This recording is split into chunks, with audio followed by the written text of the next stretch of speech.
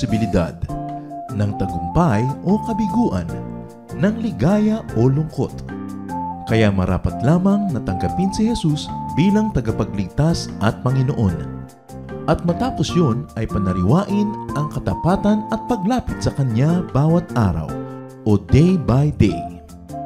Ang day by day ay naglalayong umalalay sa pang-araw-araw na pamumuhay. Narito po si Kuya Ed Lapis sa mensaheng pinamagatang Accept Yourself and Others.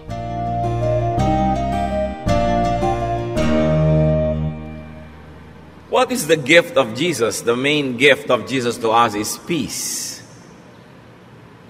John 14:27, Peace I live with you, my peace I give you. I do not give to you as the world gives. Do not let your hearts be troubled, and do not be afraid. Ang centerpiece po ng mga katuruan ng Panginoong Jesus tungkol sa kapayapaan. If you're going to analyze a major theme of the Lord's messages, it's about peace. Kaya siya nagpagaling ng mga may sakit, kaya siya nagpalaya sa mga masasamang espiritu, kaya siya nagtuturo ng lahat ng magagandang asal ay para sa ating kapayapaan. He wants us to have a heart that is untroubled, unafraid, unruffled. But how can this happen? When the Lord was born, angels came down to earth and sang glorious songs. Luke 2:13-15. Suddenly a great company of the heavenly hosts appeared with the angel, praising God and saying, Glory to God in the highest heaven, and on earth peace to on whom His favor rests. Isang uri ng kapayapaan ang ibinibigay ng Diyos Ama sa langit sa pamamagitan ng Panginoong Jesus. But this peace is not for the whole world, not for everyone, but for select individuals. The gift of peace is sufficient for all, but not efficient for just anyone. Ito ay kasya sa lahat ng tao, pero hindi nagiging epektibo sa lahat. Kasi merong dapat gawin ng tao para tablan siya ng kapayapaan na ibinibigay ng Panginoon. And the way of Jesus to peace is to accept yourself and others. Gusto natin magkaroon ng kapayapaan na yan, gusto nating matahimik ang buhay, pero paano ba yun nangyayari? Dapat matutunan nating tanggapin ang ating mga sarili at ang ating kapwa. First, discover your wholeness and that of others. Isang malaking kasinungalingan, kulang ka, mali-mali ka, giba-giba ka, sira-sira ka. It's a lie when people are raised up to think that they are missing so many things in themselves, that they are damaged, and that they are nothing but a wreck. Genesis 1:27, so God created humans to be like Himself. He made men and women. So men are complete, women are complete, people are complete. They're whole, buo, hindi kulang. Essentially, hindi kailangang bawasan o dagdagan kasi napakaganda ng pagkakalikha ng Diyos sa tao.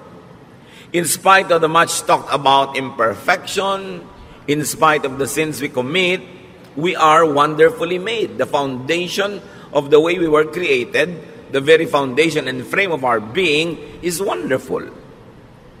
Psalm 139:14, I praise you because I am fearfully and wonderfully made. Your works are wonderful. I know that full well. So pinupuri daw nitong mga awit ang Diyos sapagkat ang pagkakalikha sa tao ay sobrang maganda, kahanga-hanga. At lahat ng ginagawa ng Diyos ay kahanga-hanga. There are two troubles, and we'll call them now troubles A and B. Trouble A is about us. It's about me. Trouble A comes when we consider ourselves incomplete. Nagsisimula ang gulo pagka ang trato mo sa sarili mo ay kay kulang. Trouble comes when we reject and do not accept ourselves. Yan ang malaking gulo. Pagka hindi mo matanggap ang sarili mo, tinatanggihan mo, tinatatwa, pinapalayas mo ang iyong sarili. When you deny and reject your genes, your looks, your unique giftedness and talents and circumstance and reality, trouble begins. Pero laging ganyan ay tinuturo sa atin ng lipunan, maging ng relihiyon. Kulang ka, mali ka, marumi ka, sira-sira ka, giba-giba ka. While up to a point that might be true because of sin, but the very foundation and frame of the human being as created by God is wonderful. Trouble comes when we forcefully change ourselves to suit misapplied standards and oppressive expectations. When you're always made to conform. Nakikita ninyo kahit sa mga subject sa schools, may mga subject na scientific, may mga subject na creative, may mga subject na physical tulad ng PE, may mga subject na naka-incline sa mga numbers, meron naman sa mga social skills. Iba-iba ang kakayahan ng tao, kaya merong iba yung may favorite subject, merong hindi nila masyadong favorite, merong mataas ang grade nila sa subject na yun, merong hindi dito. Bihira naman yung ang taas ang grade mo sa lahat.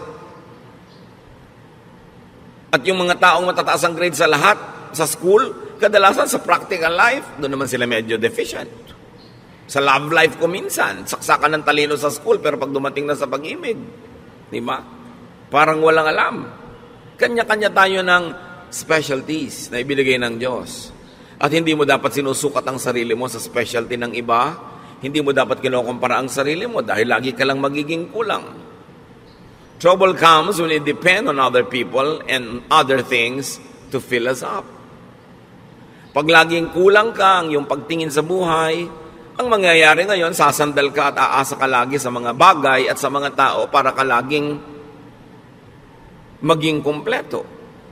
At pagka lagi na ikaw ay naniwala na kulang ka talaga, wala kang kwenta, hindi ka karapat-dapat, what will you do all your life? To strive to be liked, to be accepted, to be praised, to be admired, to find your value in how other people measure you. Sa simula pa lang, it's headed for disaster. Kung nagsisimula ka pa lamang sa buhay mo, nang iniisip mo na agad, kailangan mo ng ganito, kailangan mo ng ganon, kailangan mo umasa kay kuya, kay ganito, kay ate.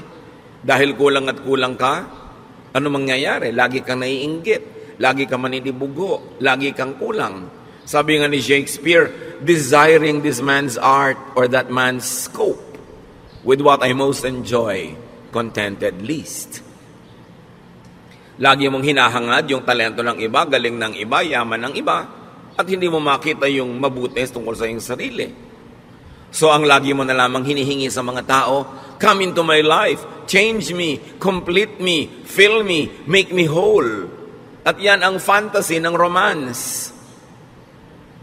When a girl is made to feel that she is nothing but a missing rib that has to be found. When a man is always to be made to feel that he has a missing rib that he has to find to complete him. As we have always emphasized, union in marriage makes you one with somebody in a partnership. But even before that partnership, even you don't have that partnership, you are one, you are whole, you are not one half. Yan ang fantasy ng romance at sometimes yan din ang fantasy ng religion. No? Nakalahati ka lang. No, nilikha ng Diyos ang tao buo. Kahit si Adan nilikha niyang buo. Sabi lang ni Lord, it's not good that he's alone. Sabi ka ng kasama para mag-enjoy. Pero isa siyang taong buo. Hindi niya kailangang umasa sa ibang tao para sa kanyang pagiging buo. Anong nagiging bunga pagka tayo ay laging umaasa sa iba? Dependence. And dependence brings about addiction. Kaya yung mga taong emotionally weak, mai-in-love sa isang tao, siyempre sa simula maganda yung pag-iibigan, pero kahit yung minahal niya naging monster na, naging halimaw, inaabuso na siya, kinakawawa, binubugbog, hindi siya makaalis.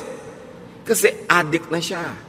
Kailangan ko ang tao to feel me, para niya ako pasayahin. Kailangan ko siya lagi. At pag lagi mong kailangan ng tao, what does it lead to? Possessiveness. And of course, possessiveness is caused by jealousy. Or it brings about further jealousy. Kaya yung mga taong sobrang kailangan ng kapwa-tao, seloso. Huwag kang tumingin sa kanya. Huwag kang makikipag-usap doon. Sa akin lang, sa akin lang. Kasi pag nawala ka sa buhay ko, hindi ako mabubuhay. Isang malaking kasinungalingan. Pinanganak nga, wala yung taong yan eh.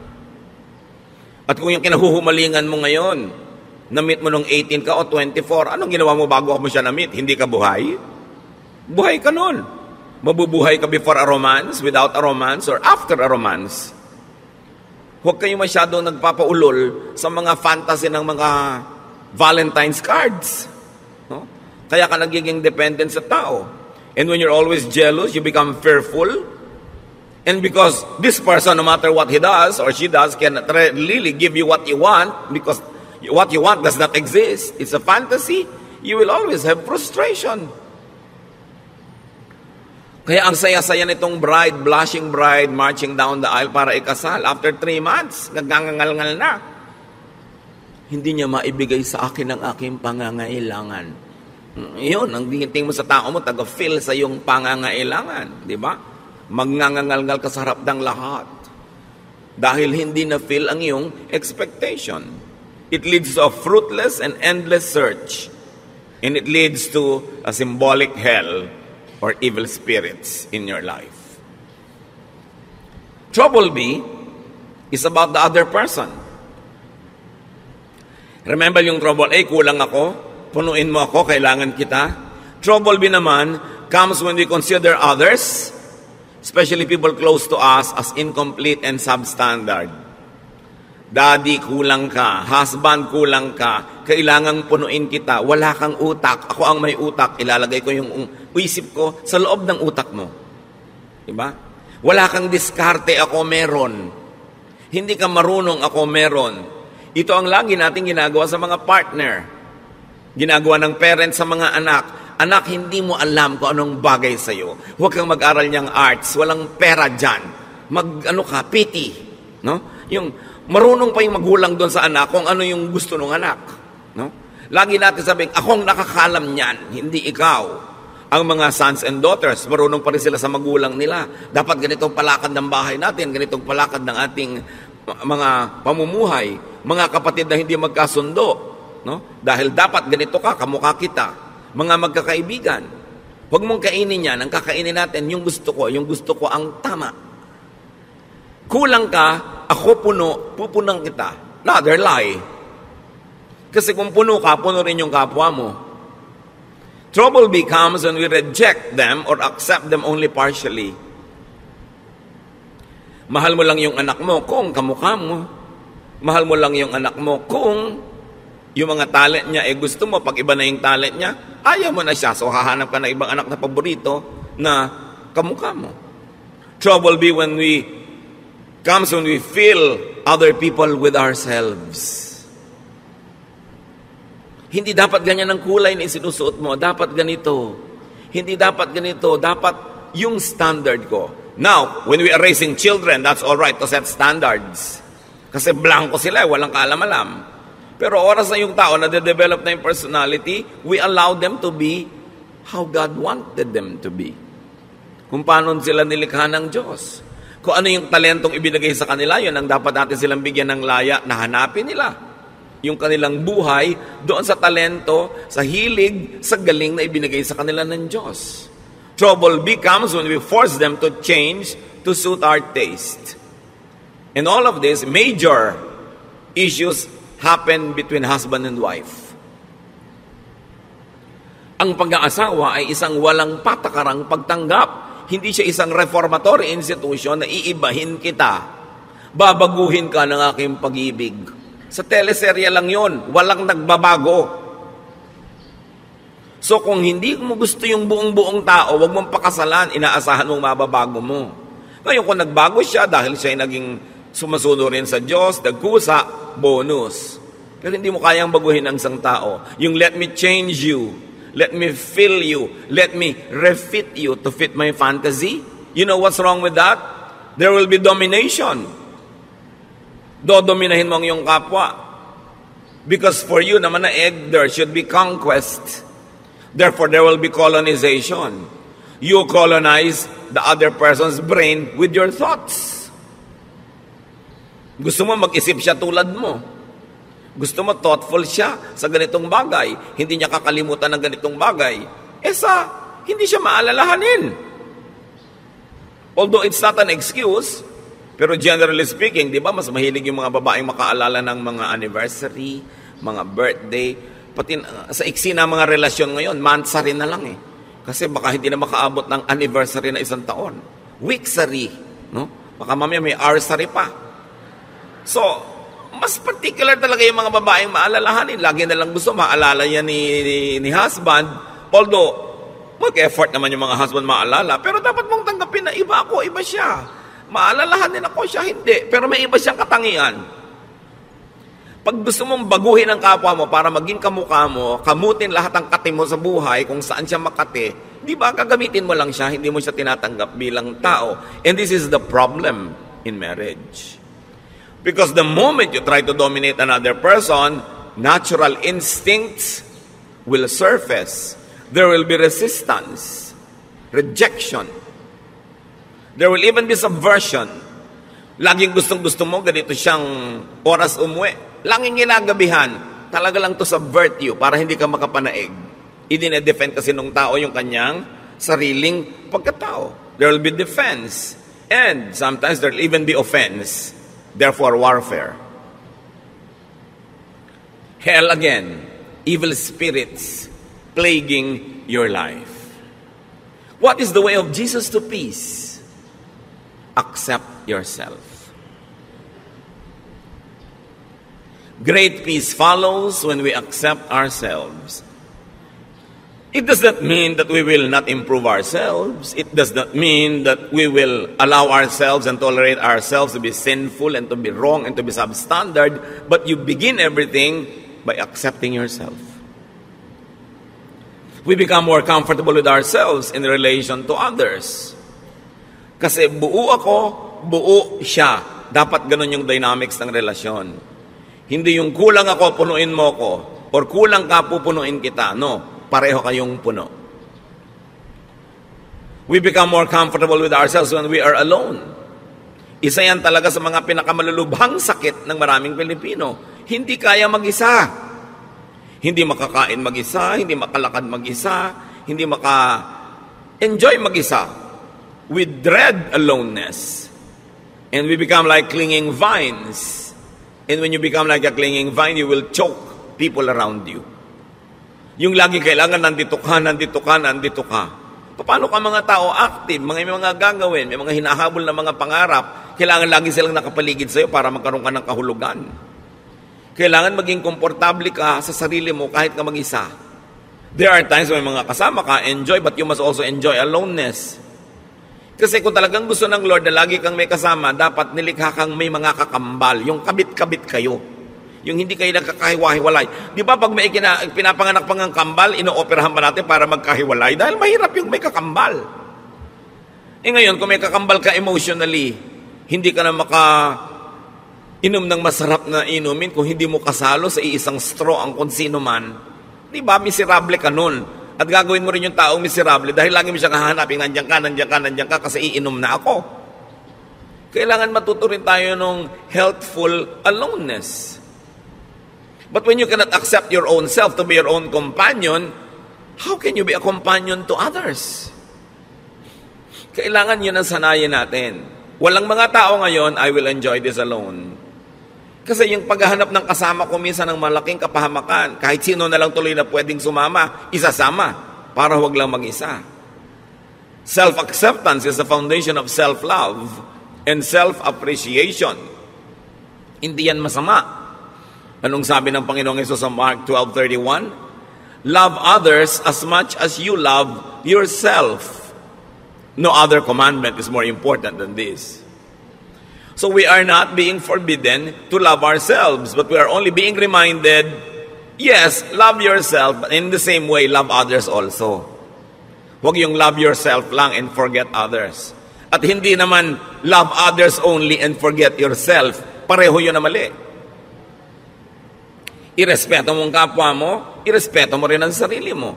Hindi naman yung binabastos ka na, ang respeto mo pa. Hindi ka na nire-respect. Mahal mo ang sarili mo tulad ng pagmamahal mo sa iba. Why? Because you cannot give what you do not have. How can you understand others when you don't understand yourself? How can you be kind to others when you're not kind to yourself? How can you love others when you don't love yourself? Self-acceptance is the foundation of self-tolerance. At mahirap to be intolerant to your own self. May mga tao, lactose intolerant. Hindi sila pwedeng uminom ng gatas. Kung intolerant ka sa sarili mo, yung sarili mo hindi mo matanggap, hindi ka pwedeng mapag-isa, ano mangyayari? And self-acceptance is the foundation of genuine self-forgiveness. Many people cannot forgive others because they also never forgive themselves. So, pinahihirapan nila ang sarili nila, pinahihirapan din nila ang kanilang kapwa. Self-acceptance is the foundation of healthy autonomy. Ang tao dapat masarap na may kasama, masarap na kasama, pero pwede ring walang kasama. Kasi kasama mo ang Diyos. Kahit kailan hindi ka pwede mag-isa. Kasi tinitirhan ka ng Espiritu ng Diyos. Kung minsan nga, lagi ka may kasama, hindi ka na tuloy magkaroon ng oras sa makipagsarilinan sa iyo ang Diyos dahil laging may abala. Laging may iba. We should learn healthy autonomy. When we accept ourselves, when we realize our wholeness, we do not excessively depend on and attach to people and things. We socialize, we enter relationships for additional enjoyment, for mutual upliftment, not for dependence. Dapat papasok ka sa relasyon, makikipagnobyo ka, mag-aasawa ka, makikipagkaibigan ka, hindi para ka may sandalan at hindi rin para meron kang buhatin. Pareho kayong nakatayong mag-isa, nabubuhay, gumagawa ng paraan, naghahanap buhay, nang-aaliw sa sarili, nagpapasaya sa sarili, nagpo-produce sa mga bagay. Tapos, you share for enjoyment. You share for additional happiness and additional joy and pleasure. Pero hindi ka nakikipagrelasyon para kasumandal o sandalan. Nagtutulungan kasi pampadagdag sa buhay. You are a whole, wonderful. You are an individual, an autonomous unit. Kita ninyo, bakit sabi nila marami daw ng mga Pilipino nag-i-enjoy ng close family ties? Bakit daw ang mga communities natin close ang ating mga relationship? Poverty forces us to be close. Siyempre, kailangan mo makisama sa kapitbahay mo dahil pagka nanganganak yung asawa mo sa madaling araw, makikisakay ka sa tricycle ni Mang Tomas. So pagka naglilinis si Mang Tomas, tutulungan mo siya. Ang ganda ng samahan nyo. Pero subukan mo, lahat kayo may kanya-kanyang tricycle. Gano'n ka pa rin kaya ka nice? Nakikisama ka sa neighbor mo, nagpapadala ka ng ulam pag nagluto ka, para pag nagluto din siya, mapadalang ka. Pero kung lahat kayo bumabaha sa pagkain sa inyong mga kusina, will you still be that close? Close sa mga magkakamag-anak, magmano ka sa tiya, mangupo ka. Kasi makikitira ka sa kanya pag nag-aral ka ng college. Pero kung may kanya-kanya kayong bahay, ganun pa rin kaya ka nice?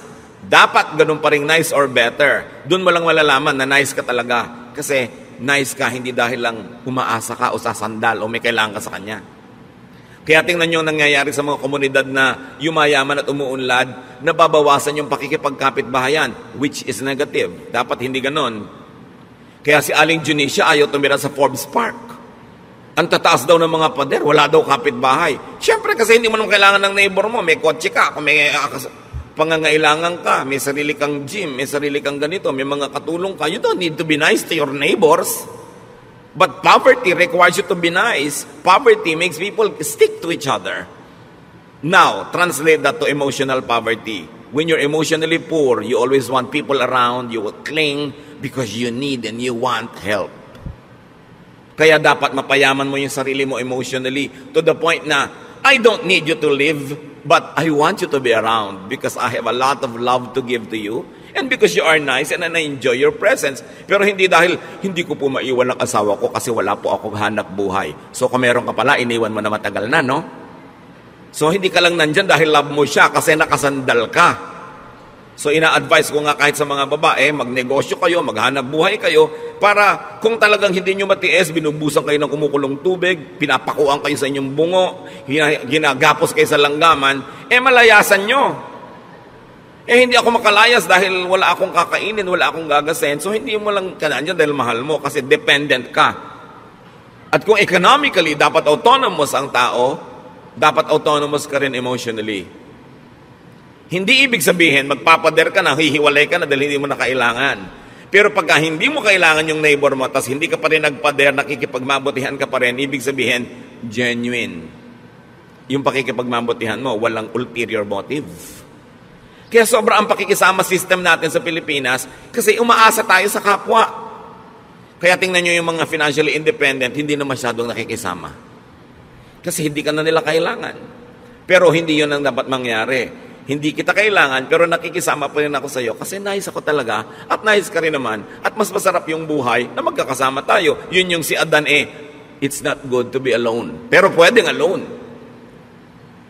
In other words, people are additions to our happiness, not a wall to lean on. Kung yung titingnan yung mga asawa, kamag-anak na nandyan lang kasi dapat kong asahan. Strive to be autonomous. At saka yung mga asawang babae na walang ka-income pero tumanda na kayo, nagka-losyang-losyang sa pagtatrabaho sa bahay. Ang totoo niyan, dapat binibigyan kayo ng allowance ng asawa nyo na inyo talaga. Di ba? May allowance sa mga bata, but ang wife walang allowance. Ang ibinibigyan mo, pamalengke. That's for all. Yung siya, paano? Di ba? Tapos birthday niya, reregaluhan mo pa ng magandang kaldero. Para maipagluto ka na naman niya ng masarap. Bibigyan mo ng kalan, ng refrigerator. Ang wife, pang nireregaluhan, yung pangkanya. Hindi yung panglahat. Kasi regalo mo rin sa sarili mo yun kung kalan. Diba? Kailangan yung pangkanya. At kung sasabihin, ako naghahanap buhay, subukan yung mga wives, huwag kayong gumawa sa bahay. Kung may isuot yung mga asawa nyo pagpasok sa opisina, kumedat ng pagkain, siya ang magbayad ng mga Meralco, pumila sa mga bayarin na tubig, subukan nyo. Kaya dapat yung mga wives, may sariling allowance yan. Para hindi naman kung bigla gusto kayong layasan, walang pamasahe. Gusto magpakamatay, hindi makabili ng lason. Kasi talagang walang kapera-pera. You should strive to be autonomous. So that you say, husband, I stay because I like, not because I need you. Not because I depend on you. It's a distorted kind of relationship. So poverty reduces people. Emotional poverty also reduces people. Kaya dapat pinapaunlad mo yung buhay mo economically, pinapaunlad mo yung buhay mo emotionally, kaya mong tumayo sa sarili mong mga paa kasi nilikha ka ng Diyos buo.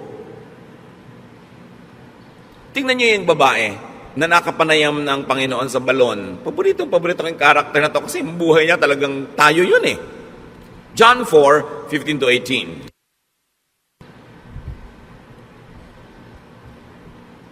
Matapos makausap ng Panginoon ng babaeng ito, sinabi ni Lord, alam mo, kung hihingi ka lang sa akin ng living water, bibigay ko sa iyo, hindi ka na mauuhaw pa.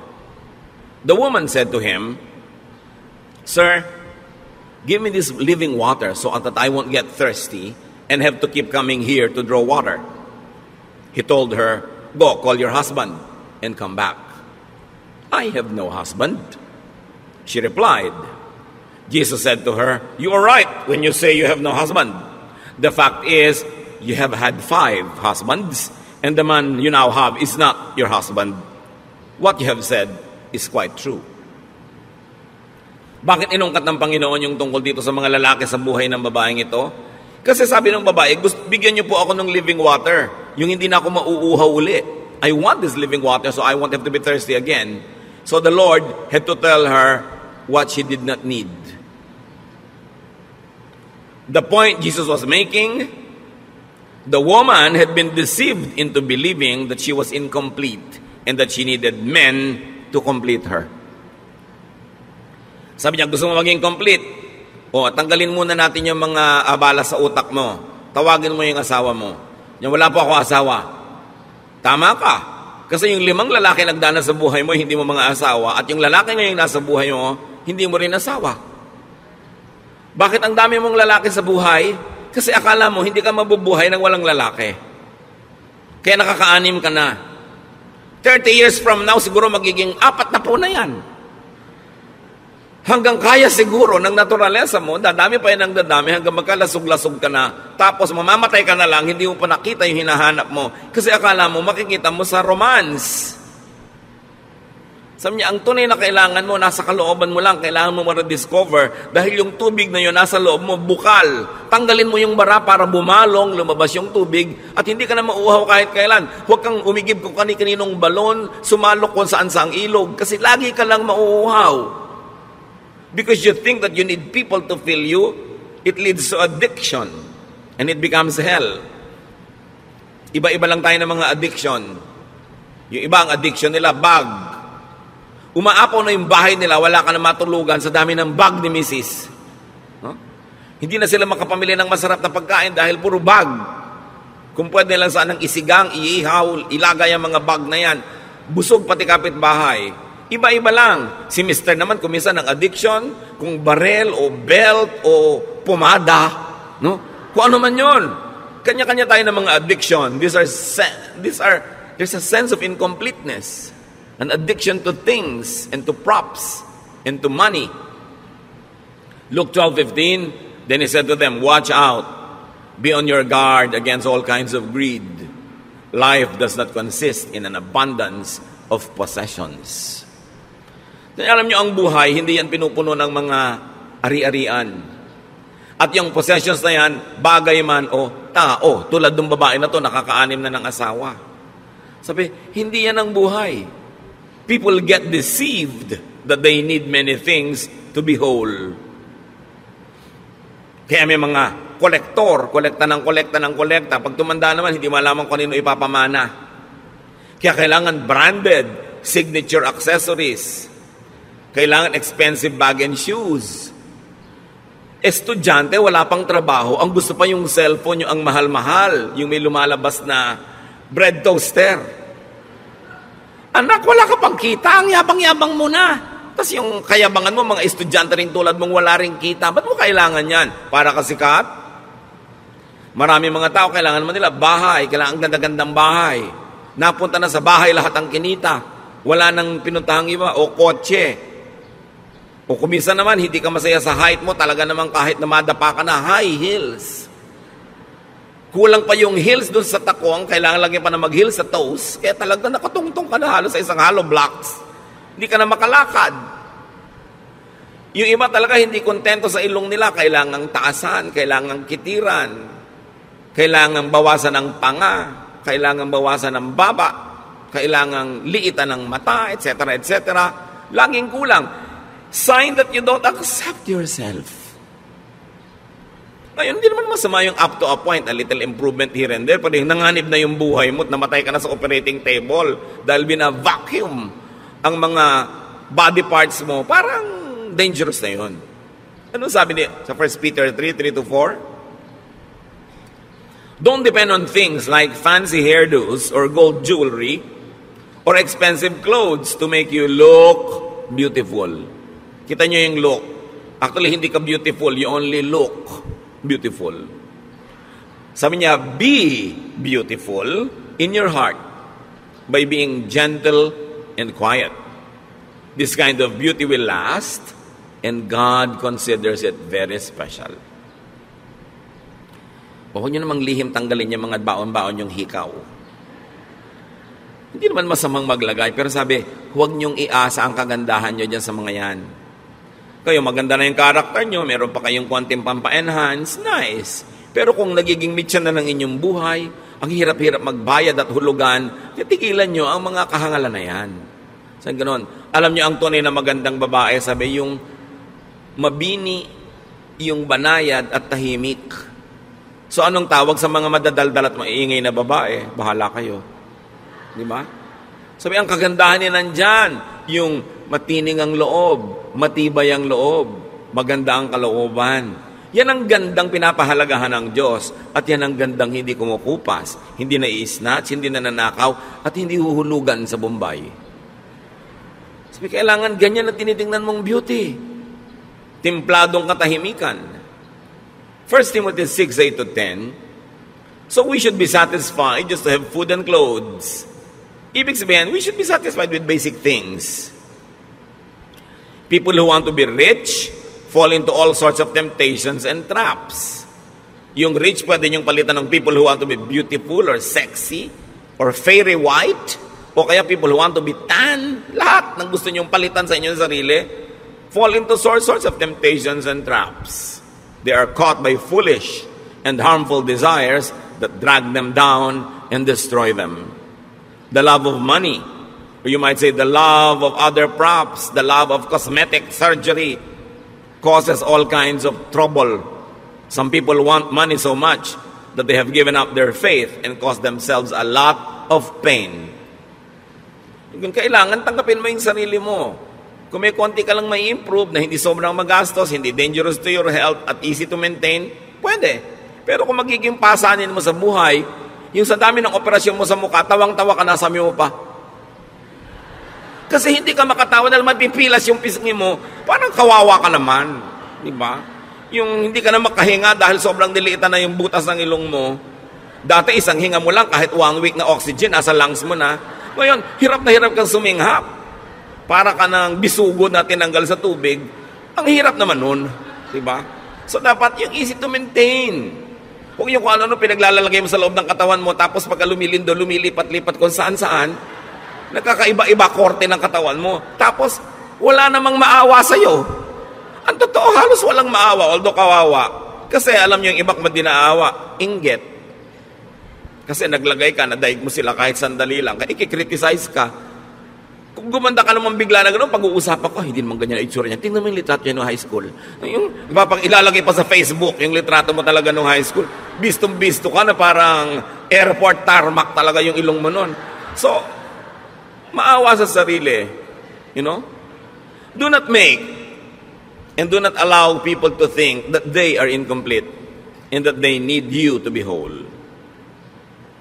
So una, huwag mong papaniwalain ang sarili mo na kulang at kailangan mong iba para to be whole. Yung iba sobrang pinapamiserable na yung mga unmarried people, akala nila ang complete lang yung married. Paano yung unmarried? Kabiyak?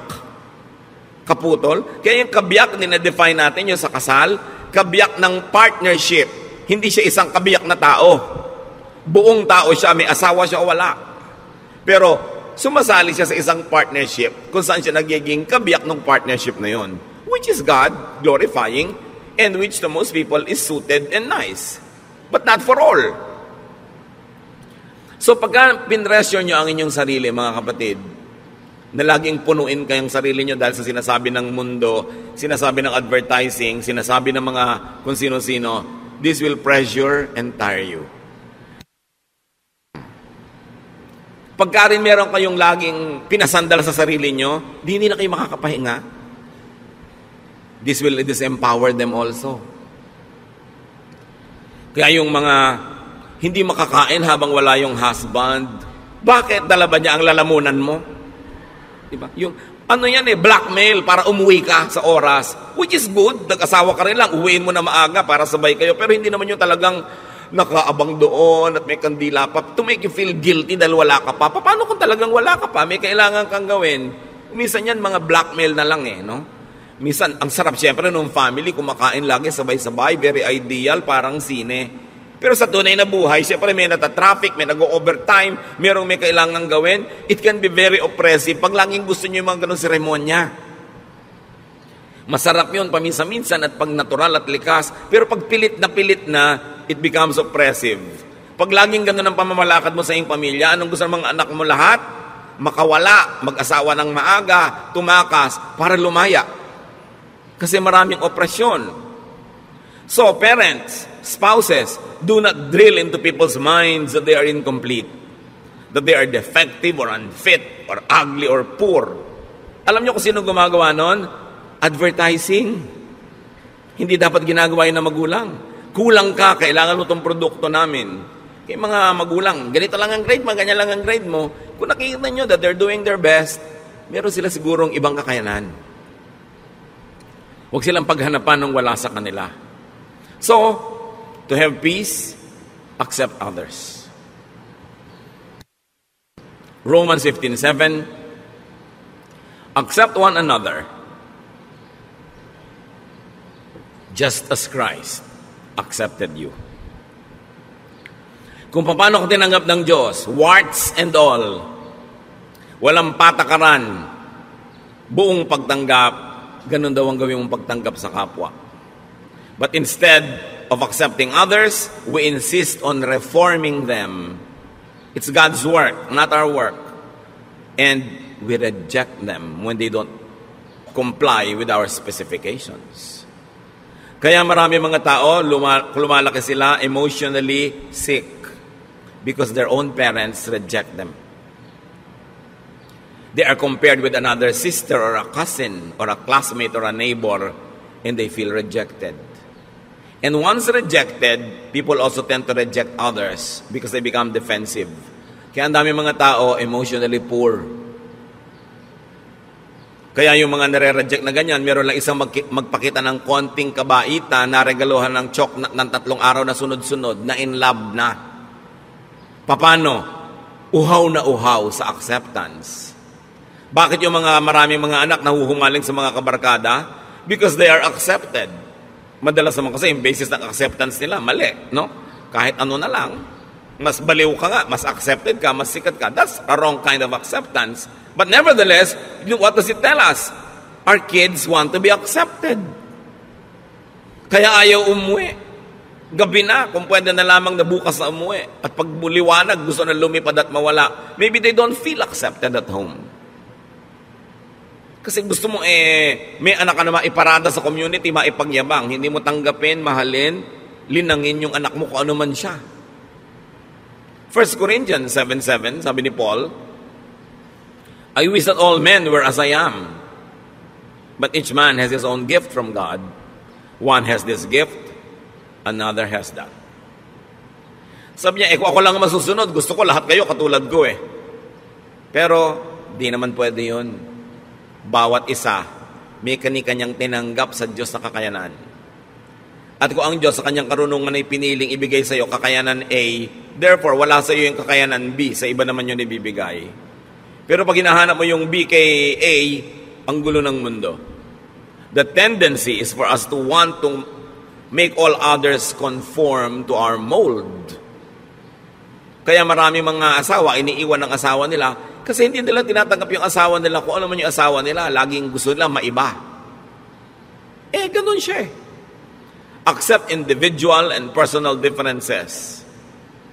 At kung hindi ka masaya sa talent ng anak mo, ng asawa mo, ng kapatid mo, accept the other ableness. Lahat ng tao may abilidad, may ability. Kailangan lang tanggapin mo kung ano yung kanya. Huwag mong pilitin na yung anak mong ayaw mag-dentistry ay maging dentist tulad mo.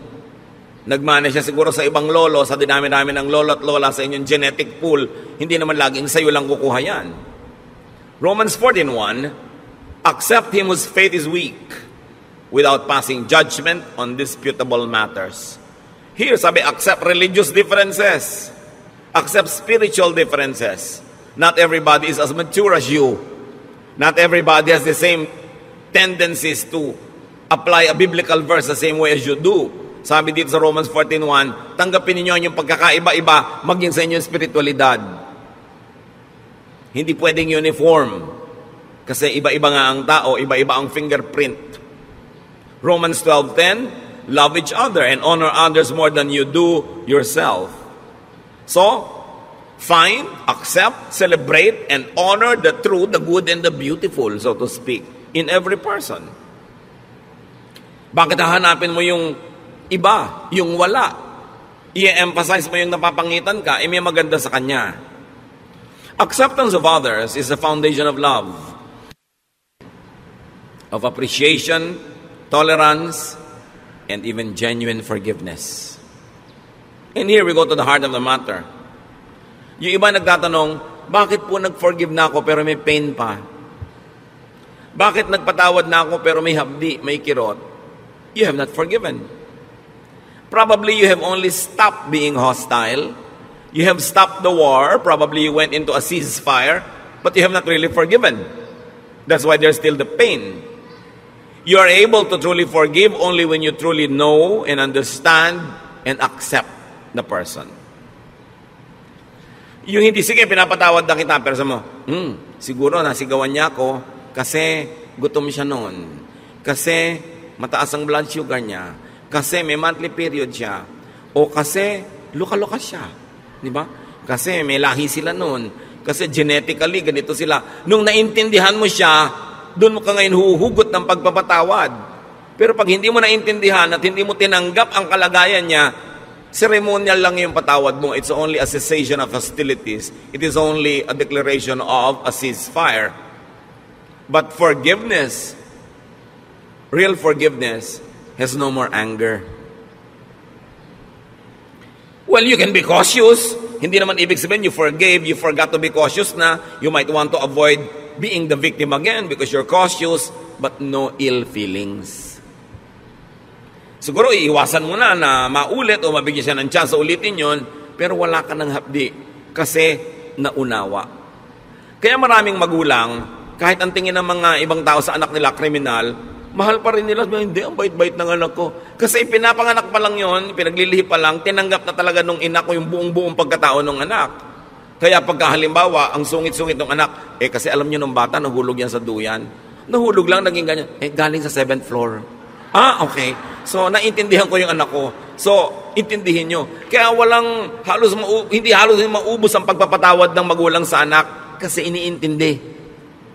Kasi tinatanggap. So, kung may papatawarin kayo, huwag lang sabihin, sige, papatawarin na kita, tama na, tigil na. Unawain nyo yung buong dahilan kung ba't niya nagawa yung nagawa niya. At pag naunawa nyo yun, baka maawa pa kayo, mamahalin nyo pa. Ganun ang pagpapatawad ng Diyos. Dahil kilala tayo ng Diyos, alam niyo yung genetic makeup natin, alam niyo yung emotional and chemical situation ng buhay natin the moment that we run short of God's glory. That's why God understands, God forgives, and God loves. Kaya ang sabi, as God forgives you, you forgive one another. Para hindi yung nagpatawad ka kunwari, pero may dala ka pa rin dito, nakabaon. Pagka nakante, pagka na-provoke, lumalabas uli. Kasi hindi nang unawa. That is why many people forgive yet remain angry. There is no acceptance of the other person. Therefore, no forgiveness. Therefore, no peace. Ang tunay na pagpapatawad nangyayari lang pagka tinanggap mo at doon ka lang nagkakaroon ng tunay na kapayapaan. How does that happen? How to get on the Jesus way of peace through acceptance of self and others. Now, this teaching is not easy to understand or follow. It takes a new mindset to appreciate and obey this. Hindi ka makakapagpatawad, hindi ka makakatanggap ng kapwa hanggang hindi mo iniiba ang korte ng iyong utak. So how do you get God's peace? Through acceptance of yourself and others. Change your mind. It happens in the mind. Change the way you think. Change your principles and lifestyle. Romans 12:2, let God change the way you think. Then you will know how to do everything that is good and pleasing to Him. You want to be able to forgive? Change the way you think about the person. Change the way you think about yourself. Change the way you think about what proper is and what it is not. Change the way you think about your expectations. Accept the person as you would accept yourself. Then you will begin to understand and you will have the power to forgive because it comes from deep understanding. Anong reaction ng mga tao noon kay Jesus sa kanya mga turo na to? Binoy, tinuturo niya, love your enemy, feed your enemy, forgive. Mark 1:27, the people were so amazed that they asked each other, what is this? A new teaching and with authority. Ya, iba to kakaiba. Libong taon na yung relihiyon nila, hindi naman sila natahimik. Kaya sabi niya, iba to. May kapangyarihan ang kanyang mga sinasabi. It's a new way of thinking. That's why it's a New Testament. That's why it's a new covenant. Matthew 18:3, and he said, I tell you the truth, unless you change and become like the little children, you will never enter the kingdom of heaven. So you might want to apply that to eternal security and salvation and exemption from hell. Apply it as much as you want.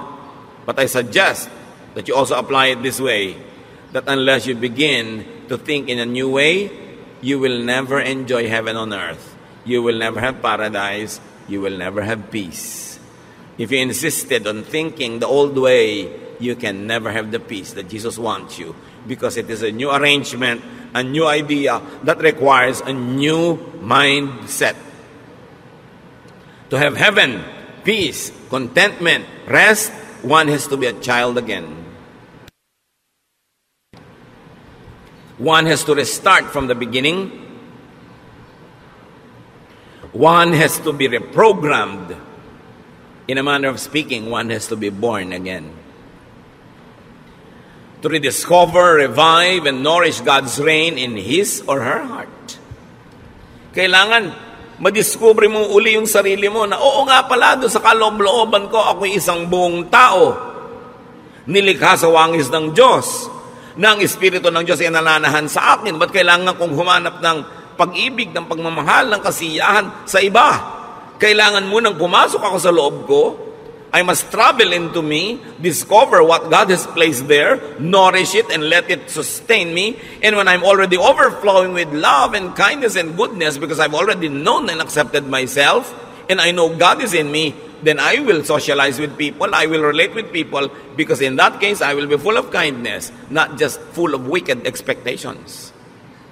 That I am full, and the other person is full, and I respect his fullness, and we're together to have a better life, because together we can make a beautiful world. But I will not intrude into and colonize this world to make it beautiful in my terms. Pagka ganun ang iyong asal, people will love to have you around. And you will love to be around people. So change your mind unto peace and restfulness. Matthew 11:28-30. Sabi ni Lord, "Come to me, all of you who are weary and burdened, and I'll give you rest." Pagod na kayo? Pagod na ang puso nyo? Pagod na kayo magalit? Pagod na kayo magsikap magpatawad? Pagod na kayo na matahimik ang buhay nyo? Pagod na kayo sa paghahanap ng mga pangarap nyong pag naabot nyo ay biglang naglalahong parang bula? You're tired of chasing rainbows? You're tired of repairing all the broken toys in your life which never get fixed? Come to me. I'll give you rest. Learn from me. For I am gentle and humble in heart, and you will find rest for your souls. So you don't learn from others. Don't learn from other isms and ideas and philosophies. Learn from me. For my yoke is easy, and my burden is light. So paano malalaman kung galing kay Jesus? Magaan. Hindi mahirap sa loob. Kahit hirap yung katawan mo sa pagsunod, hindi hirap ang loob mo. Magaan. The kingdom of God is restful, easy, and light. So peace, restfulness equals heaven on earth. And it is in accepting yourself and others. Habang hindi mo tinatanggap ang anak mo, asawa mo, magulang mo, kapatid mo, lagi kayo magtutunggali. Lagi kayo magko-contest. Mag-uunahan kayo kung sinong masusunod, kung sinong mananalo, kung sinong mananaig. Stressful yan. Hindi ganyan ang buhay. When you accept yourself, you relax. You become less demanding and suffocating. And you become nicer and more open, more accepting. And when you accept others, you also relax. You become less intrusive, less judgmental and demanding. You become more forgiving. And they too relax. Everybody relaxes. Masaya ang buhay. Deep and real forgiveness comes from unconditional acceptance and understanding. Change your mind, and this can happen. Kaya kami problema sa asawa mo, may iniisip ka, hindi yun ang natutupad. May iniisip din siya, hindi yun ang natutupad. So ba't di nyo nalang palitan ang iniisip nyo? Kasi hindi nyo naman kayang palitan yung asawa nyo. Hindi nyo naman kayang palitan ang pagkatao niya. Palitan nyo na lang yung iniisip nyo, hindi sasaya kayo. Kaya ang sabi ng anghel, peace on whom God's favor rests. Kaya sinabi natin kanina, peace is not for everyone. Peace is not for the whole world. Well, it is efficient for all, or sufficient for all rather. It is efficient only for those who would appropriate it. Those who would accept it and live by it. Ang kapayapaan ay hindi para sa lahat. Ito'y para lang doon sa willing na baguhin ang kanilang pamamaraan ng pag-iisip, baguhin ang style nila sa buhay, tanggapin ang mga sarili nila and improve from there, tanggapin ang kapwa nila, hanapin ko ano yung totoo, maganda at kaibig-ibig sa kapwa, contribute goodness to others, but do not colonize their minds, then there will be peace on earth. Ano mga kapatid, ang hindi nyo matanggap tungkol sa sarili nyo, hanggang ngayon, tanggapin nyo na, huwag kayong tatayo dyan ang hindi nyo pa tinatanggap, kasi sayang naman ang pagod na lalamunan ko dito. Diba? Kailangan tanggapin nyo yan, kasi sayang din na magiging pagod yun noong araw, at patuloy pa magiging pagod nyo habang buhay, itinatago nyo yung kung anong totoo sa buhay nyo, ba't di kayo magpakatotoo? Diba? Yung, lalo kami edad na, huwag na kayo masyadong magkapal ng foundation. Lagi nakahalata kasi pagtawa nyo, nagkakrak-krak dito. Para kayong moryones. Diba? Yung manipis na lang. Ganun talaga, tumatanda ang tao. Diba? Alangan namang tumanda ka, mukha ka manyika. Mapagkakamalang kang mangkukulam. Dahil ba't hindi tumatanda ang itsura mo? Tanggapin nyo lahat yun. Accept the force of gravity. It rules us all.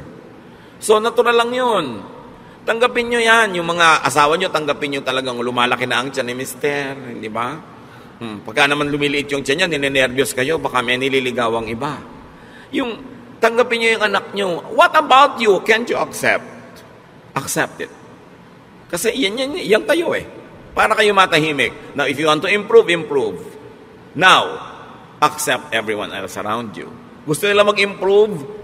Pwede siguro kayo mag-suggest, magbigay ng konting mga clues how you might want to contribute to that growth, but don't impose. Huwag niyong pilitin. Bigyan niyo siya ng space niya, ng time niya, para hindi kayo layasan at layuan. Kasi ang tendency ng tao, pag kinocolonize natin yung brain nila, gusto nila lumayo.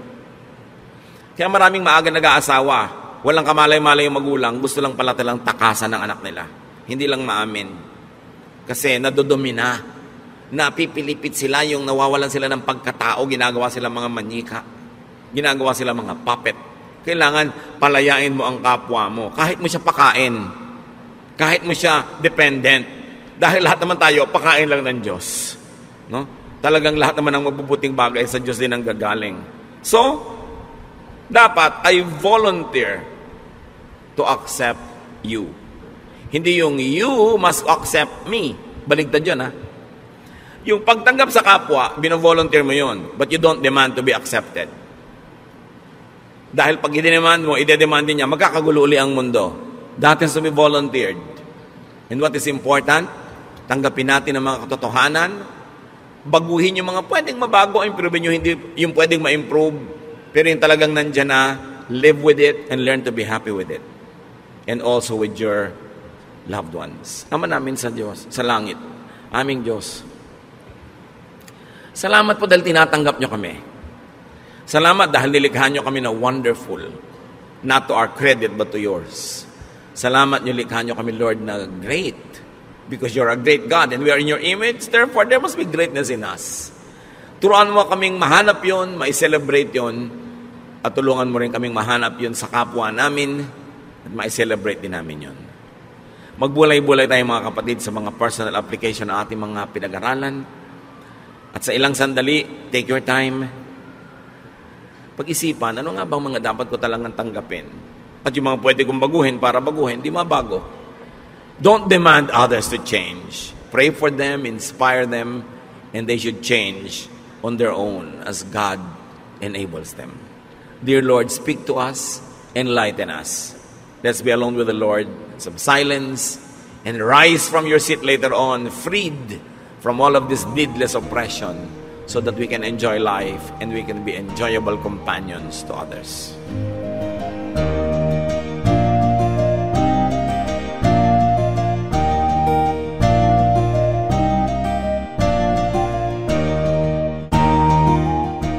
Ang katatapos pong mensahe ni Kuya Ed Lapiz ay pinamagatang Accept Yourself and Others.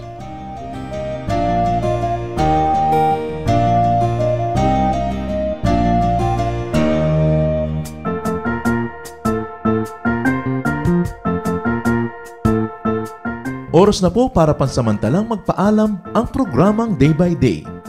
Tayo po'y magsama-sama tuwing ika-6 hanggang ika-7 ng umaga, araw-araw.